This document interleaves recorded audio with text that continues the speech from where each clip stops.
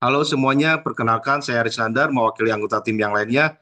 Kami melakukan penelitian terkait dengan DMASPI, detektor penggunaan masker LIPI, yang sebelumnya kami berada di Lembaga Ilmu Pengetahuan Indonesia atau LIPI, yang sekarang bertransformasi menjadi BRIN, Badan Inovasi Nasional. Pada kesempatan ini, dalam perlombaan Artificial Intelligence Innovation Summit 2021, kami ingin menyampaikan beberapa materi dalam kesempatan ini, yaitu terkait dengan latar belakang, kemudian tujuan, roadmap, metodologi, pengujian dan hasil, kendala dan solusi, dan terakhir kesimpulan. Nah, selanjutnya latar belakang sebelum COVID, siapa saja yang harus menggunakan masker, yaitu orang gejala batuk, petugas kesehatan, kemudian orang yang sehat, yang merawat seseorang yang sedang sakit dalam bidang pernapasan, kemudian orang yang sehat tidak perlu menggunakan masker. Tetapi setelah COVID-19, maka orang yang gejala batuk atau pilek atau bersin, kemudian petugas kesehatan yang merawat pasien dengan masalah pernapasan dan juga COVID-19, ada juga orang yang sehat yang merawat atau berada di sekitaran positif COVID-19, atau semua orang sehat dan sakit termasuk anak-anak yang selama pandemi COVID-19 harus menggunakan masker. Kemudian selanjutnya terkait dengan penggunaan masker dan jenisnya, ini disampaikan dalam slide ini, ada yang untuk bedah, kemudian ada yang untuk medis, dan ada juga untuk orang yang sehat penggunaan maskernya.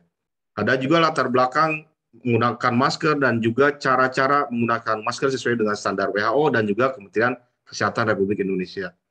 Nah, ini tujuan penelitiannya kami di bagian 3M, yang salah satunya adalah menggunakan masker. Itu kontribusi kami untuk pencegahan COVID-19 selama pandemi COVID-19 ini. Nah, ini roadmap kami yang keterkaitan dengan deteksi objek di bidang image, maka sejak 2016 hingga sekarang kami melakukan penelitian yang fokus di sini. Nah, ini metodologi yang kami lakukan, analisis, desain, implementasi, dan terakhir deployment. Dan ini bagian tubuh yang harus kami deteksi, mata, hidung, tangan, dan juga bahan material yang digunakan. Nah, ini beberapa hasil penelitian. Yang pertama, untuk kegiatan live video, akurasinya lebih besar dari 90% untuk DMASPI ini. Ini untuk beberapa skenario, tidak menggunakan masker sama sekali, menggunakan masker, menggunakan tangan, menggunakan kacamata.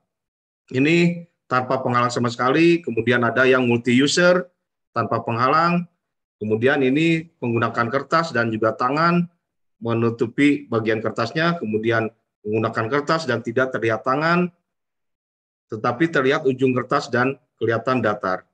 Nah, selanjutnya ini tidak bermasker karena menggunakan kertas dan ada tangan, tetapi yang menggunakan tisu dideteksi sebagai pengguna masker sebesar 91%. Nah, selanjutnya ini yang bermasker karena multi-user, yang satu menggunakan tisu, yang satu menggunakan kertas, tidak bermasker. Sementara yang menggunakan peci dianggap bermasker. Nah, ini selanjutnya pengujian untuk yang menggunakan kerudung dan ada tangan di telinga, ini diasumsikan bermasker, dan yang menggunakan baju menutupi hidung dan kelihatan tangan itu tidak menggunakan masker.